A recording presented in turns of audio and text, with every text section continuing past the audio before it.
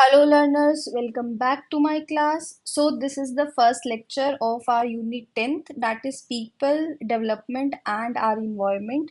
Before starting the lecture, I would like to introduce myself. Myself Pooja Karwal. I have done my schooling from BITS Pilani, Birla Balika Vidyapeeth. I have done graduation in arts and bachelor's of law. And after that, I did my master's, that is in business law and in psychology. I have appeared multiple times in SSP and got conferenced out from Bhopal, Allahabad, and Kolkata. Currently, I am practicing in District and Session Court of Udaipur. Okay, before starting the class, let me read a quote for you. You have the right to perform your actions, but you are not entitled to the fruits of the actions. कि मतलब ये भगवत गीता का ये coat है कि आपका क्या है, आप अपने कर्म पर, ठीक है, जो आप कर्म कर रहे हो आपके उसके ऊपर पूरा अधिकार है कि आप मतलब कितना उसमें और अपना बेस्ट कर सकते हो, ठीक है, अपना काम करते जाओ, लेकिन कभी भी किसी फ्रूट मतलब उसके फल की चिंता मत करो, क्योंकि फल आपके हाथ में है ही नहीं। जो आपके हाथ में वो क्या है, आपको कर्म करना, जो उसका फ्रूट है वो आपके हाथ में नहीं है, ठीक है। चलिए let's start the class. So millennium development goals. अब मिलेनियम डेवलपमेंट गोल्स क्या है, जो ये सितंबर 2000 में आए थे, और इनको कितनी इनके लीडर्स कितने थे, 189 कंट्रीज क्या थे, लीडर्स 189 कंट्रीज थे। ये गैदर कहाँ पे हुए थे, यूनाइटेड नेशन हेडक्वार्टर में हुए थे, और वहां पे इन्होंने साइन किया था historic millennium declaration in which they committed to achieve a set of 8 measurable goals. इनका क्या था, 8 मेजरेबल गोल्स को इन्होंने सेट किया था कि इन्हें अचीव करना है। Just a second. 8 measurable goals, ठीक है। और जबकि इनके टारगेट्स क्या थे, टारगेट्स 21। ये हमारा PYQ रहा है कि मिलेनियम डेवलपमेंट जो गोल्स है उसके अंदर गोल्स कितने थे और टारगेट्स कितने थे, ठीक है। Further we will read about sustainable, पर मैं पहले ही बता देती हूँ, ठीक है। सस्टेनेबल डेवलपमेंट गोल्स में we have Sustainable Development Goals में we have 17 goals, whereas 169 targets, ठीक है।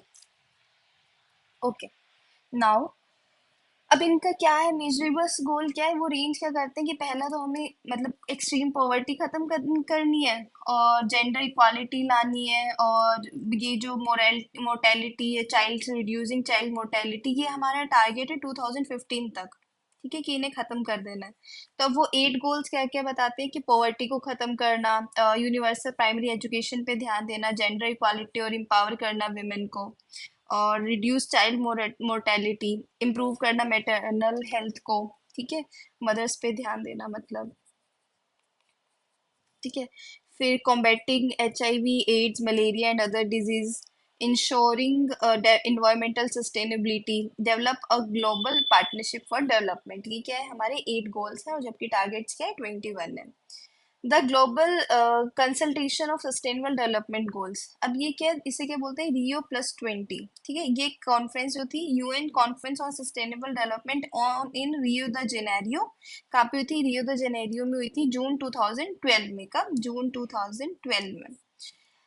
Galvanized a process to develop a new set of sustainable development goals which will carry on the momentum generated by MDGs, मतलब जो millennium development goal है ना, उन्हीं को आगे बढ़ाने के लिए या उसी के अंदर फिट करने के लिए ये सस्टेनेबल डेवलपमेंट गोल्स आए थे into a global development framework beyond 2015। अब जुलाई 2014 में क्या हुआ था, जो जनरल असेंबली है, ठीक है, इन्होंने क्या किया था, ओपन वर्किंग ग्रुप बनाया था। क्या बनाया था, ओपन वर्किंग ग्रुप। इन्होंने क्या प्रपोज किया था, एक डॉक्यूमेंट प्रपोज किया था जिसके अंदर इन्होंने क्या बोलते हैं कि उसके अंदर क्या होंगे, 17 गोल्स होंगे और 169 टारगेट्स होंगे। कितने होंगे, 169 टारगेट्स होंगे, ठीक है। To put forward for general assembly, कहाँ पे देने के लिए? जनरल असेंबली में। उसको अप्रूवल कब मिला? सितंबर 2015 में। कब मिला उसको अप्रूवल? सितंबर 2015 में। This document set the ground for the new SDGs and the global development agenda spanning from 2015 to 2030। कब का है ये? 2015 से लेके 2030 तक का। ये 2015 तक का था मिलेनियम, ठीक है, 2015 टू 2030।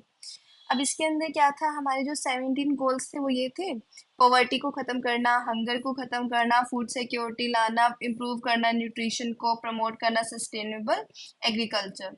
फिर और क्या था? इंश्योर करना हेल्दी लाइफ्स को, प्रमोट करना वेलबींग सारे एजेस के अंदर, इंश्योर करना इक्विटेबल क्वालिटी एजुकेशन प्रमोट करना, अचीव करना जेंडर इक्वालिटी, एम्पावर करना वुमेन्स एंड गर्ल्स को। और क्या बताता था? सस्टेनेबल मैनेजमेंट के लिए, वाटर के लिए, सैनिटाइजेशन के लिए, और affordable reliable sustainable modern energy के लिए, जिसके अंदर मैं आपको आगे बताऊंगी जियो थर्मल और ये सब। ठीक है, फिर आता है promote sustain inclusive sustainable economic growth होनी चाहिए, फुल एंड प्रोडक्टिव एम्प्लॉयमेंट होनी चाहिए, डिसेंट वर्क होना चाहिए, इंफ्रास्ट्रक्चर में ग्रोथ करना, प्रमोट करना inclusive and sustainable industrialisation and foster innovation, innovation पे ध्यान देना, इनइक्वालिटी को ख़त्म करना कंट्रीज के अंदर, और ह्यूमन सेटलमेंट के ऊपर ध्यान देना, सस्टेनेबल कंजम्पशन के ऊपर ध्यान देना, urgent action to combat climate change पे ध्यान देना।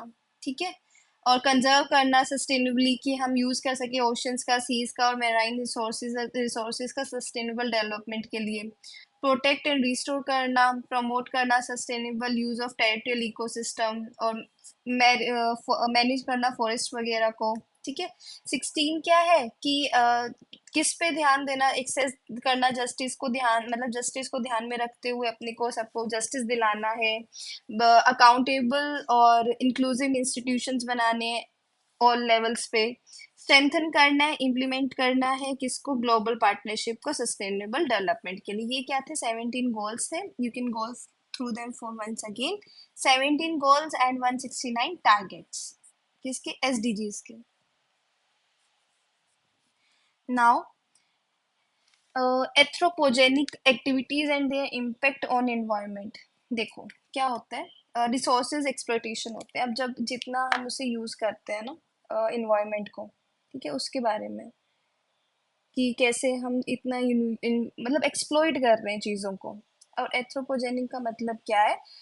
जैसे कि जो हम कोई भी चीज़ है, एनीथिंग दैट इज इन्फ्लुएंस्ड, क्या? That is influenced by humans.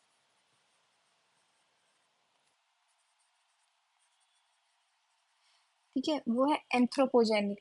अब हमारी जो हम जो एक्टिविटीज करते हैं उससे इन्वायरमेंट पे क्या फर्क पड़ता है, चलो देखते हैं। पहले क्या? रिसोर्सेज का एक्सप्लोइटेशन होता है। ठीक है, जिसे हम टू ग्रुप्स में डिवाइड कर सकते हैं। एक होता है रीन्यूएबल, एक होता है नॉन रीन्यूएबल, मतलब कि जिन्हें वापस प्रोड्यूस नहीं किया जा सकता, जनरेट नहीं किया जा सकता, नॉन रीन्यूएबल है। रीन्यूएबल जिन्हें हम वापस कर सकते हैं, जैसे रीन्यूएबल रिसोर्सेज देखो, they are living resources which can have reproductive property. क्या होती है इनकी? रिप्रोडक्टिव प्रॉपर्टी होती है, so that they can replace for the loss and increase in amount. अगर मान लो हम यूज भी कर लेंगे ना, तो अभी वो उसे रिप्लेस कर देंगे और वो वापस उनका अमाउंट बढ़ा देंगे। जैसे कि example food, raw material such as timber, cotton, leather. ठीक है, ये कब कहाँ से मिलते हैं? हमें प्लांट से मिलती है और एनिमल से मिलती है। So they all are renewable resources. क्या है ये? रीन्यूएबल, जिन्हें वापस प्रोड्यूस किया जा सके। फिर आते हैं नॉन रिन्यूएबल। नॉन रिन्यूएबल मतलब नॉन लिविंग मटेरियल से आती है, जैसे कि iron, copper, aluminium and other fossil fuels. ये क्या है? ये सब नॉन लिविंग मटेरियल से आते हैं। पेट्रोल ले लो, कोल ले लो, नेचुरल गैस। तो ये सब क्या? नॉन रिन्यूएबल है। मतलब कि अगर एक बार इनका यूज हो गया ना, तो ये रीजनरेट नहीं हो सकती। क्या नहीं हो सकती? रीजनरेट नहीं हो सकती, राइट। अब इसका क्या है? अब ये जो प्रॉब्लम है ये बहुत ज़्यादा दो फैक्टर्स में बढ़ गई है। कैसे? The rapid growth of human population. अब जैसे जैसे पॉपुलेशन का इंक्रीज हुआ, तो वैसे वैसे जो ये नॉन रिन्यूएबल रिसोर्सेज है उनका कंजप्शन भी बढ़ता गया। ठीक है, उनका कंजप्शन बढ़ गया। The high living standard makes people for the developed countries consume more and more resources such as than that should be used. अब क्या होता है कि हाई स्टैंडर्ड मेंटेन करने के लिए जितना अप्रोप्रिएट है ना, ठीक है, नॉन रिन्यूएबल रिसोर्सेज को यूज करना उससे ज्यादा यूज हो रहे हैं वो. Technology in relation to balance of ecosystem. Since man is a part of ecosystem, his activities will either directly or indirectly affect the balance of the ecosystem. ठीक है. अब उसकी एक्टिविटीज जो है डायरेक्टली इनडायरेक्टली फर्क पड़ेगा ही पड़ेगा. मतलब सिलेक्टिव स्पीसीज की कौन सी सिलेक्ट कर रहा है, human species. Pets and weeds control, use of fertilisers, soil erosion, इन सब की वजह से क्या है, इकोसिस्टम पे फर्क पड़ता है. ठीक है. फिर आता है लैंड क्लियरेंस एंड रिक्लेमेशन. अब देखो क्या होता है कि हम डिफॉरेस्टेशन कर रहे हैं. क्या कर रहे हैं, डिफॉरेस्टेशन कर रहे हैं किस लिए, कि ज्यादा बिल्डिंग्स बना सकें. ठीक है, एग्रीकल्चर्स के लिए. ठीक है. तो उसकी वजह से क्या हो रहा है, अब लैंड क्लियरेंस की वजह से क्या हो रहा है, फिर डिफोरेस्टेशन होता है. डिफोरेस्टेशन की वजह से इन्वायरमेंट में फर्क पड़ता है. ठीक है. The effect of human activities on the environment is proportional to the size of human population. As growth of population, they need land for the agriculture and life. First deforestation, reclamation may be only way to get more land to use. मतलब कि अब अपने को और land चाहिए तो उससे सिर्फ क्या कर सकते हैं, डिफोरेस्टेशन कर सकते हैं. अब इससे हो क्या रहा है, इससे नेचुरल हैबिटेट जो है उसका लॉस हो रहा है. अब जो वाइल्ड एनिमल्स जो वहां पे रह रहे थे तो उनका एक्सटिंक्शन हो रहा है. इसकी वजह से क्या हो रहा है, एक्सटिंक्शन हो रहा है. मतलब धीरे धीरे खत्म होते जा रहे हैं. Missing parts of the food web में upset the balance of the ecosystem. Food web होता है ना, कि जैसे एक सर्कल है, जैसे कि ये टॉडलर है, टॉडलर किसे खा रहा है, किसी इंसेक्ट को खा रहा है. इंसेक्ट क्या खा रहा है, वो ग्रीन चीजें खा रहा है. ग्रीन चीजें कैसे आ रही हैं, वो डिफोरेस्टेशन. तो मतलब ये एक पूरा सर्कल है फूड वेब का, जो अगर कोई भी चीज इसमें मिसिंग होगी, जैसे प्लांट्स यहाँ पे मिसिंग होंगे, तो क्या होगा, डिफोरेस्टेशन, वो फूड वेब जो चेन है वो खत्म हो जाएगी. Decrease in the total photosynthetic rate में upset the balance of the gas composition of the atmosphere. अब जो फोटोसिंथेसिस होती है वो प्लांट्स की वजह से होती है, एटमॉस्फेयर को बैलेंस रखती है. तो अगर वहां पे फोटोसिंथेसिस कम होगा तो उससे क्या होगा, उससे हमारी सिचुएशन जो है ग्रीन हाउस इफेक्ट की, वो खराब से बदतर हो जाएगी, मतलब वर्स हो जाएगी वो ज्यादा. Changing the soil texture and the geographical environment cause soil erosion, landslide and flooding. क्या होगा, इससे फ्लड ज्यादा आएंगे, लैंडस्लाइड्स होगी. क्या होगी, लैंडस्लाइड्स होगी. और क्या होगा, सॉइल का डिप्लीशन होगा और सॉइल इरोजन ज्यादा होगा. ठीक है. किसकी वजह से, जो हमारी एक्टिविटीज है, जो हम ये डिफोरेस्टेशन कर रहे हैं उसकी वजह से. Environmental issues, pollution. पोल्यूशन क्या है, एक तरह का एडिशन और excessive addition of certain material to the physical environment. मतलब फिजिकल इन्वायरमेंट के अंदर कोई मतलब कोई और चीज का एडिशन हो रहा है. ठीक है, किस किस में भी हो सकता है, वो वाटर में भी हो सकता है, एयर में भी हो सकता है, लैंड्स में भी यूज हो सकता है. Making it less fit and unfit for life. जो क्या होगा, अगर और एडिशन होगा इन मटेरियल्स का, तो उसकी वजह से क्या होगा, जो लाइफ है वो ठीक फिट नहीं हो पाएगी, अनफिट हो जाएगी ना इन सिचुएशंस. अब जैसे ह्यूमन के लिए क्या जरूरी है, अच्छी ऑक्सीजन होना, लेकिन जो इतना पॉल्यूशन हो रहा है उसकी वजह से वो अनफिट हो रहा है लाइफ ह्यूमन की, राइट.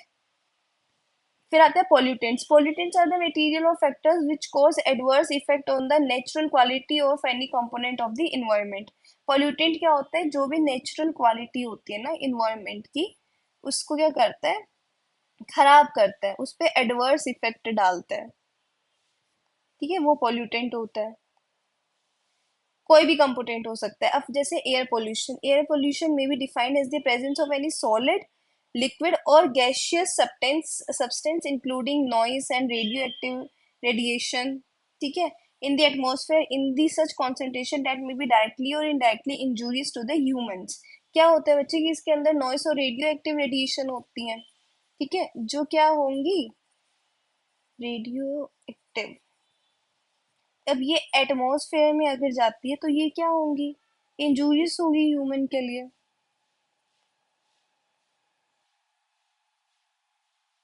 राइट. और अदर लिविंग ऑर्गेनिजम्स के लिए property or interference with the normal environmental processes. और इससे क्या होगा, इंफेरेंस मतलब ये बाधा डालेगी. क्या डालेगी, बाधा, किसमें, इन्वायरमेंटल प्रोसेस में. ठीक है. And ever increasing use of fossil fuels, जो हम फॉसिल फ्यूल्स का इनका इंक्रीज कर रहे हैं पावर प्लांट्स के अंदर, इंडस्ट्रीज, ट्रांसपोर्टेशन के अंदर, माइनिंग के अंदर, कंस्ट्रक्शन के अंदर, ये क्या होएगा, इस वजह से एयर पोल्यूशन बढ़ रहा है। फॉसिल फ्यूल्स जो होते हैं स्मॉल अमाउंट में कंटेन स्मॉल, इसके अंदर क्या होता है फॉसिल का, फॉसिल के अंदर, दिस इज द PYQ जो हमें देखना है कि फॉसिल फ्यूल्स क्या अगर बर्न होते हैं तो उनसे क्या होता है, nitrogen plus sulphur, nitrogen plus sulphur, ठीक है, ये एयर में मिक्स होते हैं। फिर होते हैं बर्निंग ऑफ फॉसिल फ्यूल्स, अगर फॉसिल फ्यूल्स कौन से, कोल, ठीक है, जैसे थर्मल पावर प्लांट में, and petroleum release different oxides of nitrogen and sulphur in the atmosphere, ठीक है, इन कोल और इनको बर्न करने से पेट्रोल को कौन से होते हैं, नाइट्रोजन एंड सल्फर। अब ये क्या होता है, ये जो गैसेस होती है ये रिएक्ट करती है वाटर वेपर के साथ जो प्रेजेंट होते हैं एटमॉस्फेयर में, और क्या फॉर्म करते हैं फिर sulphuric acid and nitric acid. अब मान लो जैसे नाइट्रोजन और सल्फर जाके क्या हुआ, इन्वायरमेंट में मिल गया, ठीक है, इन्वायरमेंट में मिले, अब इन्वायरमेंट में क्या प्रेजेंट है, वाटर वेपर, क्या प्रेजेंट थे, वाटर वेपर। अब वो वाटर वेपर क्या हुआ, उन्होंने क्या किया, फॉर्म किया सल्फरिक एसिड, सल्फर से सल्फ्रिक एसिड बन गया और नाइट्रोजन से नाइट्रिक एसिड बन गया, ठीक है। The acid drops down with rain making the rain acidic, और जब ये नीचे आते हैं ना, मान लो जैसे रेन हो रही है तो इसकी वजह से क्या होगी, रेन एसिडिक हो जाएगी, this is called acid rain. तो ये क्या है अपना PYQ, ये भी है कि एसिड रेन क्या है, जिसके अंदर सल्फ्रिक एसिड और नाइट्रिक एसिड, सल्फ्रिक एसिड और नाइट्रिक एसिड जो है वो मिक्स होते हैं, वो दैट इज एसिड रेन। अब एसिड रेन जो होती है करोड दी मार्बल मोन्यूमेंट्स, अब इससे क्या होता है, जो मार्बल की जो चीजें होती है ना वो खराब हो जाती है, जैसे आप देख लो ताजमहल, ठीक है, तो ताजमहल जो है वो एकदम वाइट था, अब उससे क्या हुआ, जो एसिड रेन हुई इससे वो खराब हो गया। तो अब ये जो फिनोमिना है, ठीक है, जिससे मार्बल खराब हो रहा है, तो इसे क्या बोलते हैं, मार्बल कैंसर, क्या बोलते हैं, मार्बल कैंसर। और ये किसकी वजह से होता है, सल्फ्रिक एसिड और नाइट्रिक एसिड वाली रेन की वजह से, ठीक है। फिर आते हैं other kinds of pollutants are chlorofluorocarbon, इनके अंदर क्या होता है, जैसे ये ना, ये किस में यूज होते हैं, रेफ्रिजरेटर्स में यूज होते हैं, एयर कंडीशनर्स में यूज होते हैं, ठीक है, as pressurising agents in aerosol sprays, क्या aerosol sprays. CFC damage the ozone layer of the atmosphere, CFC क्या करता है, ओजोन लेयर जो होती है उसे खराब करता है CFC।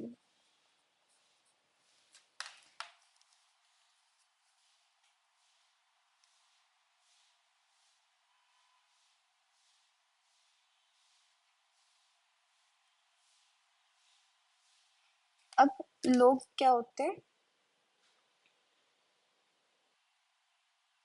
जो भी ये यूज करते हैं ना, मान लिया कि ये एनर्जी, ये जो जैसे CFC जो होती है ना चीजें, दीज आर कॉस्ट इफेक्टिव, ठीक है, और एनर्जी एफिशिएंट होते हैं, लॉन्ग रन के लिए सही होते हैं, लेकिन क्या होते हैं ये, these are harmful for the environment, क्यों, क्योंकि इसके अंदर मरकरी कंटेन होता है, क्या होता है, small amount of mercury contain होता है, ठीक है।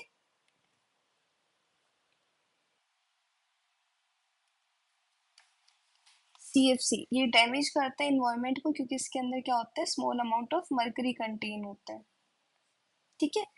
The composition of fossil fuels also increases the number of suspended particles in the air. These suspended particles could be burnt, unburnt carbon particles and substances called hydrocarbons. ठीक है, अब जो हम ये जलाते हैं ना फॉसिल फ्यूल्स, ठीक है, फॉसिल फ्यूल्स ये क्या करते हैं, इंक्रीज करते हैं suspended particles in the air. अब ये सस्पेंडेड पार्टिकल्स क्या होते हैं, ये अनबर्न्ड कार्बन पार्टिकल्स होते हैं, क्या होते हैं, अनबर्न्ड कार्बन पार्टिकल्स होते हैं, जिसकी वजह से क्या होता है, हाइड्रोकार्बन जो होता है ना, हाइड्रोकार्बन वो रिलीज होते हैं, क्या होता है, हाइड्रोकार्बन, किसकी वजह से, फॉसिल फ्यूल्स की वजह से। फिर presence of high level of all these producers call visibility to be lowered, especially in cold weather when water also condenses out of the air. This is known as smog and visible indication of air pollution. होता है ना सर्दियों में कि हम कहते हैं बहुत ज्यादा स्मोग आ रही है, बहुत ज्यादा स्मोग आ रही है, सर्दियों में क्या होता है, ये जो पोल्यूटेंट्स है ना, ये बहुत ज्यादा विजिबिलिटी लोअर कर देते हैं, क्या कर देते हैं, विजिबिलिटी लोअर कर देते हैं, ठीक है। तो हमने इसके अंदर क्या पढ़ा अभी, एयर पोल्यूशन में हमने मेन चीज क्या पढ़ी कि रेडियो एक्टिव और नॉइज जो है एटमॉस्फेयर में जाती है वो इंजूरियस होती है। और फिर क्या पढ़ा हमने कि जो फॉसिल फ्यूल्स हम बर्न करते हैं उससे क्या होता है, नाइट्रोजन और सल्फर जो है उसका वो इन्वायरमेंट में जाके मिलता है। और जब वो इन्वायरमेंट में मिलता है और वो वाटर वेपर के साथ अपना वाटर वेपर के साथ रिएक्ट करता है, तो उससे क्या फॉर्म होती है, sulphuric acid and nitric acid. अब उस एसिड की वजह से क्या होता है, ये जो रेन होती है, ठीक है, रेन, इसे बोलते हैं एसिड रेन। और जो ये एसिड रेन है इसका एक एग्जांपल ये है कि इसकी वजह से जो मार्बल मॉन्यूमेंट्स हैं, ठीक है, वो खराब हो जाते हैं। जैसे एग्जांपल ताजमहल, उसे क्या बोला हमने, मार्बल कैंसर। ठीक है। फिर हमने एक ये पढ़ा कि एक और टाइप का पॉल्यूटेंट है, दैट इज क्लोरोफ्लोरोकार्बन, CFCs। ठीक है, ये किस में यूज होते हैं, रेफ्रिजरेटर में, एयर कंडीशनर्स में, प्रेशराइजिंग एजेंट्स में, एरोसल स्प्रेज में। अब जो ये CFCs होते हैं ना, ये मतलब कॉस्ट इफेक्टिव होते हैं, बहुत कम कॉस्ट के होते हैं। ठीक है, लेकिन इसकी वजह से क्या होता है, क्योंकि इनमें मरकरी लगा होता है तो इसकी वजह से ये भी इन्वायरमेंट को खराब करता है। ठीक है। और एक चीज क्या कि फॉसिल फ्यूल्स जो होते हैं ना, फॉसिल फ्यूल्स, अब ये अनबर्न्ड होते हैं। ठीक है, अनबर्न्ड होते हैं ना, तो ये क्या करते हैं, अनबर्न्ड कार्बन होते हैं। तो ये क्या रिलीज करते हैं, हाइड्रोकार्बन। क्या पार्टिकल रिलीज करते हैं, हाइड्रोकार्बन, हाइड्रोकार्बन। ठीक है। Next is noise pollution. Noise pollution क्या, sound without value, any noise that is unwanted by the recipient. ठीक है, हम जो भी साउंड आपको मतलब किसी को नहीं सुननी है या अनवांटेड है ना, that is noise. Noise level, अब यह नॉइस लेवल कैसे मेजर होता है, can increase of about 10 dB, approximately double of the increase in loudness. देखो, वर्ल्ड हेल्थ ऑर्गेनाइजेशन ने क्या बोला कि सही मतलब साउंड जो इंसान को मतलब सही रख सकती है, ऑप्टिमम नॉइस लेवल है ना, वो उन्होंने बताया कि डे टाइम में 45, ठीक है, 45 डेसिबल्स होना चाहिए। क्या होना चाहिए, 45 डेसिबल्स होना चाहिए, कब, मॉर्निंग के अंदर। और नाइट में ज्यादा से ज्यादा 35 डेसिबल्स होना चाहिए। अब वो ये बोलते हैं कि अगर कोई भी चीज 80 डेसिबल्स के ऊपर है ना, तो आप उसे हैजार्डस बोल सकते हो। क्या बोल सकते हो, हैजार्डस। तो मैं क्या बोल रही हूँ, 45 डेसिबल ऑप्टिमम है डे के लिए, 35 डेसिबल is appropriate या optimum for the night. If anything which is having more than 80 decibel, you can consider is at hazardous, consider it as hazardous। अब noise pollution leads to irritation होती है, उसकी वजह से BP increase होता है, temper कम होता है, गुस्सा ज्यादा आता है, मेंटल डिप्रेशन बढ़ता है, और चिड़चिड़ापन ज्यादा आता है, और डिक्रीज इन वर्क एफिशिएंसी, आप कम काम कर पाते हैं, जो हमारी सुनने की क्षमता है वो कम हो जाती है। पहले तो ये हमें टेम्पररी लगती है, बट अगर ये कंटिन्यूस इससे होता रहे ना कि इतनी हजार्डस साउंड अगर आप सुनो तो वो परमानेंट बन जाती है। ठीक है। In the if the noise stress continues, अगर वो नॉइज स्ट्रेस कंटिन्यूज होता है। A green belt of trees is an efficient noise absorber, की जो ग्रीन बेल्ट होती है ना ट्रीज की, तो मतलब ट्रीज लगाओ और अपनी हियरिंग शक्ति वापस पाओ। चलिए, ठीक है, if you want not to be deaf, तो हमें ट्रीज लगाते रहने चाहिए। ठीक है। एम्बियंट नॉइस लेवल मॉनिटरिंग, अब ये क्या बताता है कि नॉइस पोल्यूशन जो है, ठीक है, हमने हमारी गवर्नमेंट ने क्या किया, noise pollution control and regulation rules बनाए थे 2000 में। ठीक है। ये किस लिए थे कि ये वेरियस एरियाज के लिए थे, जैसे कि गवर्नमेंट ऑफ इंडिया मार्च 2011 में उन्होंने लॉन्च किया एक real time ambient noise monitoring network. उसके अंदर क्या था कि silence zone in an area comprising not less than 100 metres, मतलब कि एक मान लो ये एरिया है, इन्होंने ये बोल दिया कि इस एरिया के 100 मीटर्स तक, कितने, 100 मीटर्स तक कोई भी ऐसा नॉइस वाला चीज नहीं होगा, जैसे कि हॉस्पिटल्स हो गया। ठीक है, हॉस्पिटल्स, इसके 100 मीटर के आसपास कोई भी नॉइस पोल्यूशन करने वाली चीज नहीं होगी। ठीक है। एजुकेशन इंस्टीट्यूशन, अब हॉस्पिटल में पता चल रहा है पेशेंट को ट्रीट कर रहे हैं, पास में उन्होंने डीजे लगा रखा है, तो पेशेंट कहाँ से ट्रीट होगा, उसे कहाँ से रेस्ट मिलेगा, राइट। तो 100 मीटर दूर लगाते हैं, जो भी 100 मीटर के एरिया में कोई भी ऐसी चीजें नहीं होगी। एजुकेशन इंस्टीट्यूशन, जहाँ पे बच्चे पढ़ाई कर रहे हैं, कोर्ट्स है, पता चल रहा है जज जजमेंट दे रहा है, साइड में गाने बज रहे हैं, नहीं ना। तो रिलीजियस प्लेसेस हो गया, कोर्ट्स हो गया, या अदर कोई भी जो चीजें उन्हें जो इस एरिया के अंदर उन्होंने स्पेसिफाई की है, ठीक है, यहाँ पे कोई भी इस तरह का नॉइस पोल्यूशन का नहीं होगा, इनके कौन से 100 मीटर के सर्कमफ्रेंस में, कितने 100 मीटर्स, ठीक है। फिर आता है वाटर पोल्यूशन, ठीक है। Water pollution, industrial and domestic influence, जैसे पाइथोजेंस जो होते हैं, ठीक है, heavy metals in water bodies and soil, heavy metals होते हैं कौन से, पैथोजेंस। अब क्या होता है impact on human health, water की वजह से क्या होता है, आयोडीन 131, आयोडीन 131 क्या प्रोड्यूस करता है, ये कैसे प्रोड्यूस होता है, न्यूक्लियर टेस्ट की वजह से, ठीक है, न्यूक्लियर। अब इसका पूरा चार्ट बनाते हैं, जस्ट ए सेकेंड। आयोडीन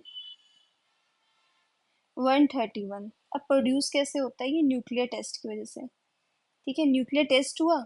अब न्यूक्लियर टेस्ट में जो वो क्या करते हैं, पास करते हैं वेजिटेशन को, जो भी उसके अंदर से सिक्रीट हो रहा है उसे क्या करते हैं, वो पास पास करते हैं वेजिटेशन को, और फिर वो वेजिटेशन को पास करते हैं, तो वेजिटेशन कौन खाता है, कैटल वगैरह खाते हैं। अब वो कैटल क्या करते हैं, मिल्क देते हैं, ठीक है, जो हम कंज्यूम करते हैं, क्या करते हैं, कंज्यूम करते हैं ह्यूमन, और वो क्या होता है, कंटेमिनेटेड होता है, कंटेमिनेटेड होता है,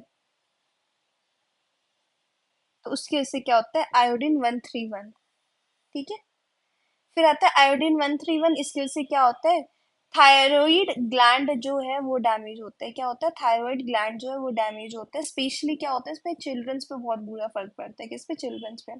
about 99% of long term radio activity, ठीक है, फ्रॉम ईदर स्टोटियम और radium taken into human body is found in the bones, क्या 99% रेडियो एक्टिविटी जो है ना, ठीक है, 99% रेडियो एक्टिविटी जो है वो कहाँ से आती है, या तो रेडियम से आती है या स्टोडियम से आती है, strontium, this is also important, okay. फिर आता है लीड, ठीक है, lead is highly toxic to plants and animals including man. अब लीड जो होता है जनरली किसको इफेक्ट करता है, चिल्ड्रन, ठीक है, एडल्ट से ज्यादा किसको इफेक्ट करता है, चिल्ड्रंस को इफेक्ट करता है। इसकी वजह से क्या होता है, poisoning causes a variety of symptoms, कैसे ये किसको नुकसान पहुंचाता है, लीवर को, किडनी डैमेज हो जाता है, रिडक्शन इन हेमोग्लोबिन फॉर्मेशन, मतलब कि ब्लड का जो फॉर्मेशन है ना, ब्लड का formation, haemoglobin is blood formation जो है वो बहुत कम हो जाता है। मेंटल रिटार्डेशन, ठीक है, मतलब कि मेंटली अनफिट हो जाना, ठीक है, पागल हो जाना। अब नॉर्मलिटी होती है फर्टिलिटी एंड प्रेगनेंसी में विमेंस को, किस वजह से, लीड की वजह से। अब symptoms of chronic lead poisoning are 3 general types, क्या होता है इसकी वजह से, पहला तो गेस्ट्रोन इंटेस्टियल, ठीक है, गैस्ट्रोइंटेस्टाइनल ट्रबल्स, मतलब कि ज्यादा से ज्यादा क्या होता है, इंटेस्टाइन वाली जो चीजें होती है ना उस पर फर्क पड़ता है, ठीक है। Most common in industrial workers, ये कौन से ज्यादा होते हैं, इंडस्ट्रियल वर्कर्स को ज्यादा होता है। इंटेंस्ट्रियल स्ट्रेस, मतलब कि इंटेस्टाइन जो है ना उस पर फर्क पड़ना, ठीक है। फिर आता है न्यूरोमस्कुलर इफेक्ट, न्यूरोमस्कुलर इफेक्ट में क्या होता है, इसे कलेक्टिवली क्या बोलते हैं, लीड पाल्सी, क्या बोलते हैं, लीड पैल्सी, लीड पैल्सी किसे बोलते हैं, न्यूरोमस्कुलर को।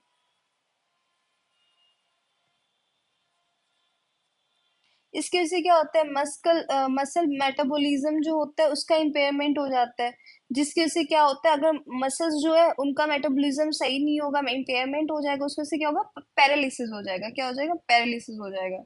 और मस्कुलर एंट्रोफी एंड पैरालिसिस किसकी वजह से बोल रहे हैं, लीड की वजह से। पहला तो आपके इंटेस्टाइन पे फर्क पड़ा, ये ह्यूमन है, ठीक है, ये इसका इंटेस्टाइन है, यहाँ पे फर्क पड़ा, ठीक है। फिर इसकी मान लो जैसे मसल्स हैं, वो हाथ है, ठीक है, इसके मसल्स पे फर्क पड़ा, तो मसल्स पे फर्क पड़ा तो इससे क्या हुआ, पैरालिसिस हो गया इसे। और क्या हुआ, मस्कुलर एट्रोफी, ठीक है। फिर क्या हुआ, जो सेंट्रल नर्वस सिस्टम होता है ना, सीएनएस सिंड्रोम, ठीक है। अब पेनोफी panoply of nervous system disorder that will lead to delirium, convulsion, coma and death। मतलब ऐसा होता है ना कि जो ब्रेन नर्व्स होती है उनका काम करना, ठीक है, इससे क्या होता है, कोई डिल्यूजन्स होते हैं, ठीक है, आप कोमा में जा सकते हैं और डेथ हो सकती है किसकी वजह से, लीड की वजह से। ठीक है, so this are the three one जो लीड की वजह से हैपन होती है। फिर आते हैं मरकरी, ठीक है, जो हम CFL CFC में होते हैं, ठीक है। This is the most common most toxic in water bodies, it occurs in water as monomethyl mercury. कैसे होता है, मोनोमिथाइल मरकरी होती है। Methyl mercury vapours cause fatal poisoning, इसकी वजह से क्या होती है, फैटल पॉइजनिंग होती है। Recent popularity in energy efficient compact to fluorescent lamps और CFL, ठीक है, जो हम ये बोलते हैं ना CFL लगाओ CFL लगाओ, इसकी वजह से क्या हो रहा है, इसने और ज्यादा मतलब क्योंकि इसमें मरकरी होता है ना, so this is harmful, right. तो ये अब कंट्रोवर्सी में है बहुत ज्यादा। Toxicity of mercury is much greater than any other substance, about 1000 times more potent than colchicines. ठीक है, अब मरकरी जो है ये क्या है, हर एक सब्सटेंस है greater than any other substance, इसके अंदर टॉक्सिटी ज्यादा है। ठीक है, किसके अंदर, मरकरी के अंदर, because this CFLs are less in cost effective होती है तो लोग इसे ज्यादा लगाते हैं। पहले के जमाने में लोग बल्ब लगाते थे, राइट, वो सही होता था। फिर आता है फ्लोराइन। फ्लोरीन में क्या है, it occurs in nature as fluoride in air soil and water. Fluorosis क्या है, कॉमन प्रॉब्लम है सेवरल स्टेट्स में और कंट्री में, क्योंकि लोग क्या कर रहे हैं, हाई फ्लोराइड कंटेंट वाटर ले रहे हैं। अब फ्लोराइड क्या होता है, इससे डेंटल फ्लोरोसिस होता है, स्टिफनेस ऑफ जॉइंट्स होती है, मतलब जो जॉइंट्स होते हैं वो खराब हो जाते हैं, मतलब उसमें बहुत अकड़न आ जाती है, स्टिफनेस हो जाती है। पर्टिकुलरली स्पाइनल कोड, जो स्पाइन कोड होती है उस पर फर्क पड़ता है, ठीक है। उसकी वजह से हम्प्ड बैक हो जाती है, जो वो मतलब ऐसे हम्प हो जाते हैं ना, कुबड़ा हो जाता है इंसान, उसकी किसकी वजह से होता है, फ्लूरोइड की वजह से। किस वजह से, फ्लूरोइड की वजह से। पेन होता है बोन्स में, जॉइंट्स में, और आउटवर्ड बेंडिंग ऑफ लेग्स, मतलब कि लेग्स के अंदर जो पेन होता है ना, जिसे हम बोलते हैं नॉक नी सिंड्रोम। क्या, नॉक नी सिंड्रोम, किसकी वजह से, फ्लूरोइन की वजह से। ठीक है, केटल के अंदर क्या करते हैं, fluoride intake causes staining, mottling, abrasion of teeth, lameness and decrease in milk production.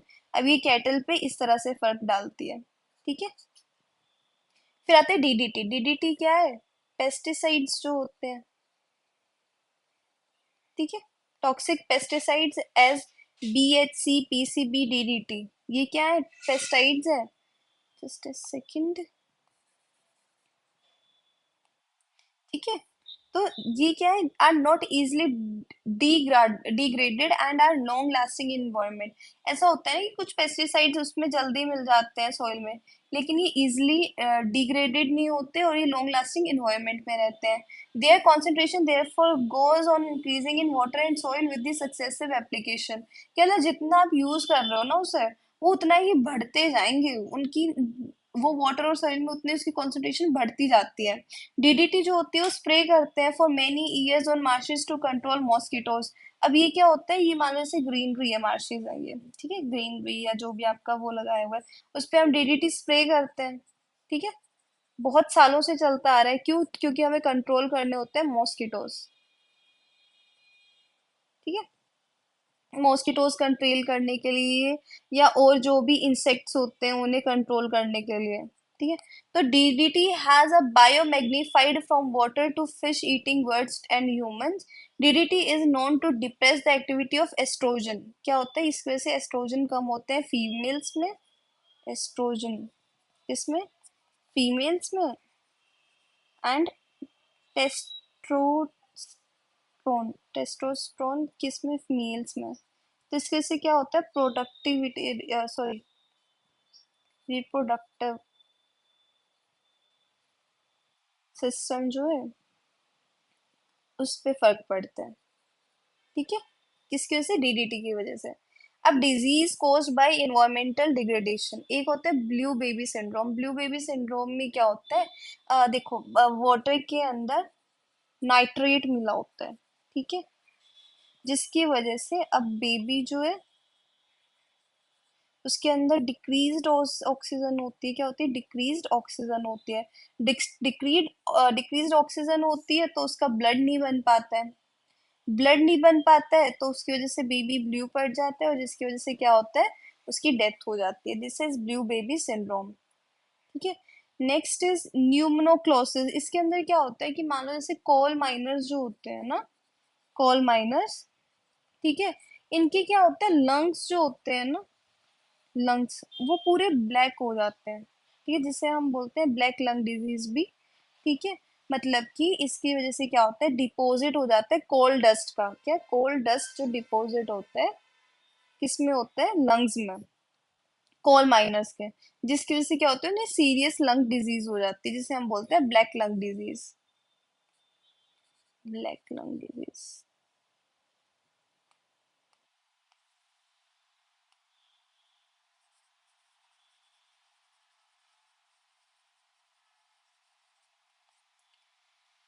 फिर आता है एबिस्टोसिस। एबिस्टोसिस क्या होता है कि जो वर्कर्स काम कर रहे होते हैं ना, एस्बेस्टोस इंडस्ट्रीज में, एस्बेस्टोस इंडस्ट्रीज पता है क्या होती है? मान लो जैसे कि ये एक कोई मटेरियल है, ठीक है, उसके आगे ऐसा नहीं होता, एक वाइट वाइट सी घास तरह का होता है, वाइट वाइट सी।